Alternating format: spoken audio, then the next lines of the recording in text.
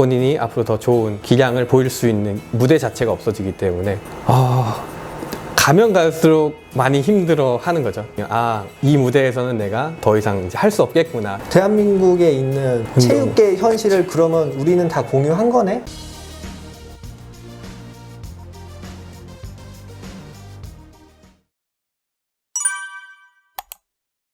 최근 운동계의 학폭 논란이 이슈가 좀 많이 되고 있죠. 깜짝깜짝 놀랍니다. 뉴스 틀 때마다. 네. 계속 갱신이 되고 있고. 네네네. 제 조카가 배구를 했거든요, 실제로. 선후배들끼리 뭐 학폭이 진짜로 있었느냐. 당연히 야, 그럼 코치들은 그거 알고 있었니? 그거는 모르겠다고. 현장에 체육 선생님으로 계신 분께서 어떻게 생각하시는지 좀 여쭤봐도 될까요?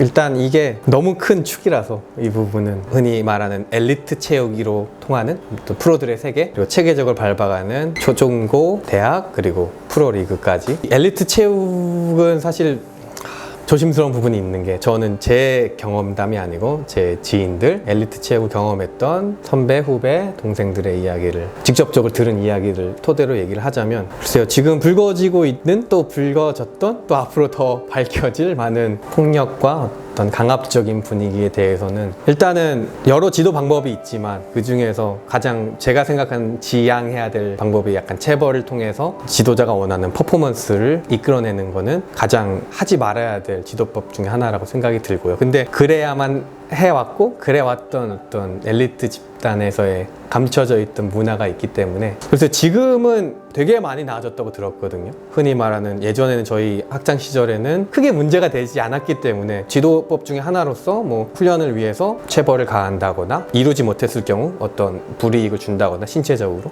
뭐 그런 게 있었기 때문에, 사실 사람이 신체적인 어떤 불이익을 당하면은 정신이 번쩍 드는 것도 사실이기 때문에. 네네. 하지만 그건 되게 단기적인, 잠깐 그 아픔을 피하기 위해서 최선을 다하는 거는 굉장히 좋지 않은 지도법 중 하나라고 생각이 듭니다. 선생님이나 감독님이나 코치님의 어떤 지휘에서 오는 힘이 있기 때문에 시키면은 해야 되고, 시키는 걸 하지 않았을 경우 출전 시간이 보장되지 않는다거나, 그렇게 되면은 또 본인이 앞으로 더 좋은 기량을 보일 수 있는 무대 자체가 없어지기 때문에 뭐 어쩔 수 없이 해야 되는 부분도 있죠. 코치와 감독이나 지도자의 강압적인 지시에 순응해야 할 수밖에 없는 어떤 그런 문화도 있는 것 같아서 많이 안타까운 부분이 있는 것 같습니다. 말씀하신 대로 간접적인 경험도 있으셨고 아이들을 가르치는 분야에 대해서 많이 알고 계시잖아요. 네. 제가 그런 뉴스를 봤을 때 처음 들었던 생각은, 저게 진짜 효과가 있나? 흔히 똥분기라 그러죠. 이제 위에서 내리갈굼해가지고 뭐 3학년은 2학년, 2학년은 1학년 말 안 들면 도로로로로 패고 엄하게 이렇게 하는 거. 엄하게가 이제 일반 사람들이 생각하는 그런 범주를 약간 조금 아슬아슬하게 넘어가는 그런 거. 육체적인 어떤 행위라든가 그런 부분들. 네네. 그런 게 실제로 효과가 있어서 저렇게 계속 지속이 되는 건가? 라고 하는 의구심이 있었어요. 그쵸. 운동의 특성상 정신 상태가 긴장돼야 되는 건 분명히 필요하거든요. 집중해야 되고 긴장해야 되고, 집중하지 않은 상황에서 훈련을 들어갔을 때는 분명히 거기에 집중을 할 수 없거든요. 긴장되어 있는 상태가 분명히 있어야 되고, 지도를 할 때도 정말 실제 경기를 하듯이 훈련을 시키고, 또 훈련도 그런 상황이 돼야 실제로 경기를 했을 때 그 긴장된 상황에서 자신이 극복할 수 있는 이제 기능들이 나오기 때문에 긴장을 해야 되는 건 맞는데, 그 긴장을 시키는 방법이, 긴장이 아니죠, 집중을 시키는 방법이 강압적인 그런 방법을 지금까지 써왔던 것 같고요. 사실 그 방법 이외에도 사람을 집중시키기에는 굉장히 여러 가지 방법이 있을 수 있거든요. 근데 지금까지는 이제 그 방법이 가장 효과적이었고, 그 방법을 계속 해왔기 때문에 또 그렇게 하니까 또 결과도 좋게 나오고, 결과가 좋게 나와야 그 다음 입지도 서고, 이제 지도자 입장에서 결과가 좋지 않으면은 그 지도자는 그 결과로 평가를 받기 때문에 그게 악순환인 거죠. 예, 학부모님도 학교에서도 새로운 지도자를 모셔왔는데 그분의 지도에 따라서 평가할 수 있는 거는 순위죠. 그쵸. 무조건 이겨야 되고, 네. 좋은 순위를 낸 사람이 좋은 지도자로 평가를 받는 문화이기도 하고, 그거는 뭐 프로 무대에서도 마찬가지고요. 하지만 되게 집중시켜야 되는 부분이 좀 다른 분야를 좀 많이 고민해 봤으면 좋겠어요. 사람은 흥미가 있으면 거기 또 집중을 할 수 있고, 좋아하는 부분이 있으면 또 거기 집중을 할 수 있고, 또 무조건 강압적으로만 한다고 해서 사람이 창의적인 생각이 나오는 게 아니라 더 위축되고 소극적으로 될 수 있기 때문에, 그리고 지도자의 말만 따라야 되고, 좀 더 자율적으로 할 수 있는 여러 지도 방법이 분명히 있을 거거든요. 근데 그러려면 약간 시간이 또 필요하고, 결과가 좋지 않은 결과가 나올 수도 있고, 하지만 결과적으로는 학생들과 선수들을 조금 더 위할 수 있는, 지금 당장 올해 좋은 성적을 내야 되는 게 아니라 학생들의 운동 기능이 조금 오래 걸린다 하더라도 뭐 1년, 2년, 3년 이 수준으로 천천히 데려갈 수도 있는데, 단기간으로 하려면은 아무래도 긴장을 시켜야 되고, 보통 많이 엘리트 친구들을 만나게 되면은 처음엔 다 좋아서 시작을 하거든요. 네네. 초등학교 때 뭐 운동을 잘한다거나 신체적인 조건이 좋아서 운동을 하기 시작하는데 가면 갈수록 많이 힘들어 하는 거죠. 처음에는 재미로 시작했지만, 그리고 부모님들도 아이가 재미있어 하니까 운동을 좋아하고. 시켰지만 점점 힘들어지는 거예요. 하면 할수록. 프로 선수는 그 종목의 전문가고 거기에서 가장 기능적으로 우수한 사람이 나와야 되는데, 그 사람들이 즐겁게 운동하지 못하는 결과를 우리는 계속 지켜보고 있고, 그렇게 초등학교부터 중고등학교, 대학교, 프로리그에 간 그 엘리트 선수들이 즐겁지 않은 플레이를 우리는 보고 있고, 그게 참 마음이 아픈 부분이 많은 것 같습니다. 알겠습니다. 엘리트 체육. 아이들을 이제 좀 강압적으로 가르친다거나 힘으로 제압하려고 하는 거는 쉬운 방법이지 최선의 방법은 아니라는 방법. 그렇죠. 더 좋은 방법이 분명히 있을 수 있고, 지도 방법에 대한 연구가 조금 더 필요하지 않나라는 생각이 좀 듭니다. 지도자도 사실 어떻게 보면 희생되는 타겟 중에 한 명이기 때문에 조금 더 여유 있게 자기의 지도 방법에 대한 도움을 받을 수도 있고, 더 연구를 할 수 있지 않을까라는 생각이 듭니다. 이제 해외 같은 경우에는 보통 운동 생활이 어떻게 진행이 될까요? 일단은 뭐 체벌 같은 거는 사실 상상할 수 없는 일이죠. 우리나라도 그게 뭐 범죄가 아니라는 건 아니지만, 일단 문화 자체가 체벌은 거의 상상할 수 없는 일이라서, 학교에서는 체육 지도할 때도 역시나 말로, 언제나 문화 자체가 말로 설득을 하고 그 논리에 따라서 움직이는 문화이기 때문에, 그래서 우리나라는 어떤 말로 설득을 하고 이런 거에 참 익숙하지가 않고, 수업을 진행할 때도 항상 뭔가 물어보면 질문을 되게 많이 합니다. 이런 상황에서는 어떻게 할 것 같니? 그러면 아이들도 이제 자기 생각을 얘기를 하죠. 어떤 수업 방식하고도 좀 비슷한 것 같아요. 항상 아이들은 어떻게 생각하는지 물어보고, 그것이 맞으면 맞는 거고 아니면은 뭐 다를 수 있다는 것도 얘기를 해주고, 그러니까 아이들은 계속 참여를 하고 싶어 하고, 자기는 이런 생각을, 의견을 내고, 또 그런 의견이 반영돼서 어떤 전략이 짜지거나 어떤 프로그램이 만들어지기도 하고. 근데 우리나라는 일단 분위기가 그런 분위기가 아니죠. 일단은 절대적인 스승이 있고 밑에 있는 사람은 그걸 그냥 일방적으로 배워야 되는. 하지만 좀 외국은 좀 다른 것 같아요. 학생들이 할 수 있는 기능이 분명히 다르고, 아이들은 이거는 이렇게 했으면 좋겠습니다라는 의견을 내고, 그러면은 지도자는 역시 그거를 받아들이려는 마음의 여지가 있고.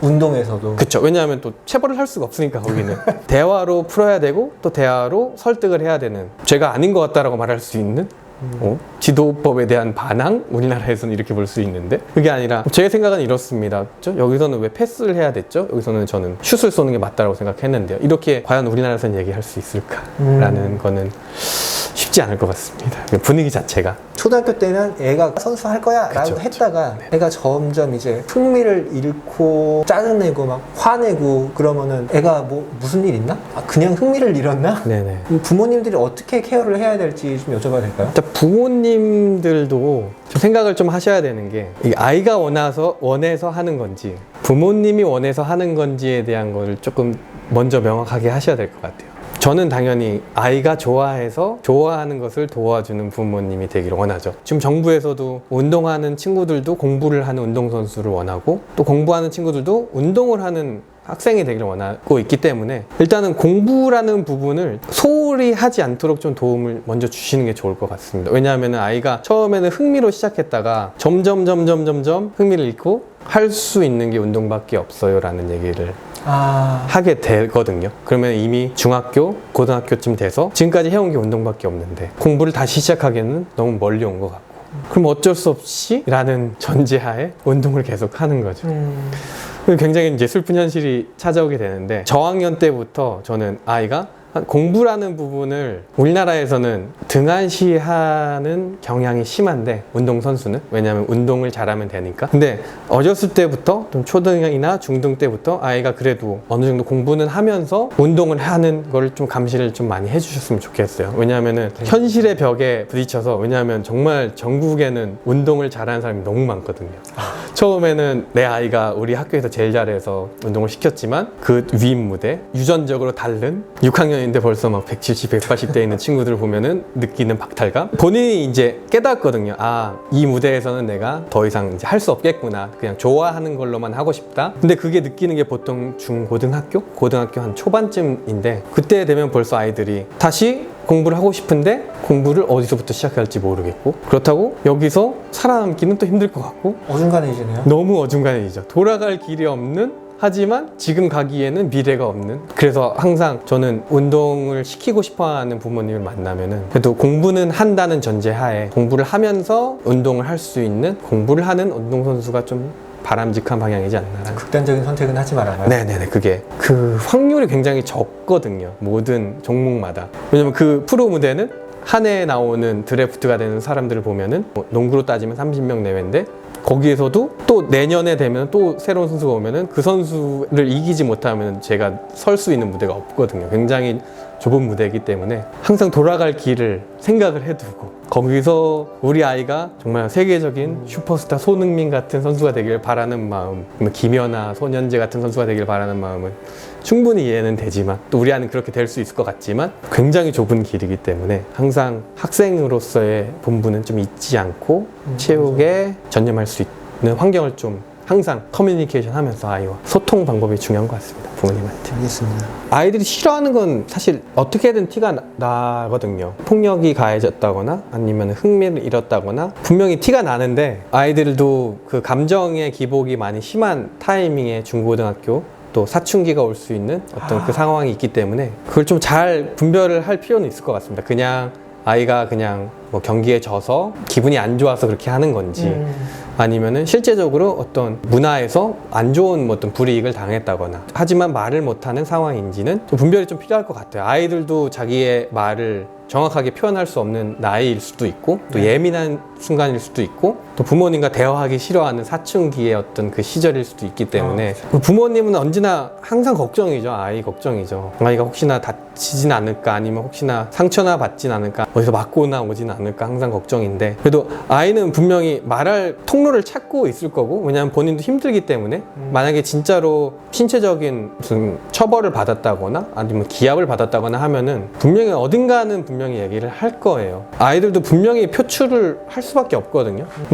그런 상태가 되면은 긴장을 많이 하셔야겠죠. 일단 너무 캐물으려고 하면은 아이는 더 문을 닫을 수 있기 때문에 엄마랑 얘기하고 싶지 않아, 엄마는 몰라. 하지만 분명히 얘기는 언젠가는 할 겁니다. 언어로 됐던 아니면 행동으로 됐건 달라진 어떤 모습이 부모님은 당연히 그걸 캐치하실 수 있고, 거기서 좀 다그치시기보다는 그때는 조금 더 많이 케어를 받아야 되는 때 같아서 잘잘못을 떠나서 일단은 마음을 열려면은 자기가 얘기하고 싶은 분위기가 돼야 되기 때문에 아이가 좀 얘기할 수 있는 분위기를 항상 고민해야 되는 게 또 부모님의 또 다른 숙제이지 않나라는 생각이 듭니다. 어쨌든 아이들은 분명히 부정적인 거는 어떻게든 표출을 하기 때문에. 영화 극한 직업 보셨나요? 네네.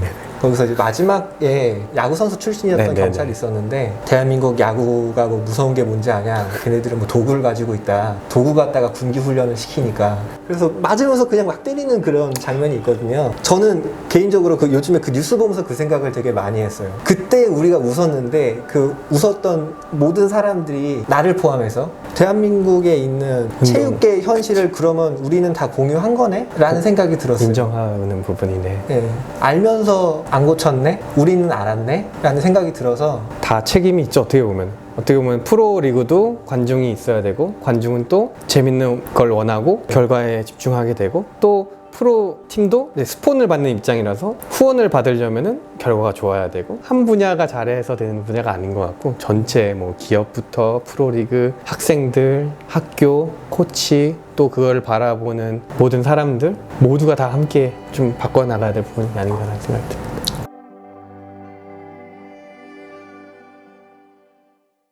정말 소중한 기억을 선물해 줄 수 있는 위치이지 않나. 정말 정신적으로 되게 많은 스트레스를 받고 계시기 때문에 행복하게 웃으시면서 퇴직하시는 선생님을 많이 못 본 것 같아요.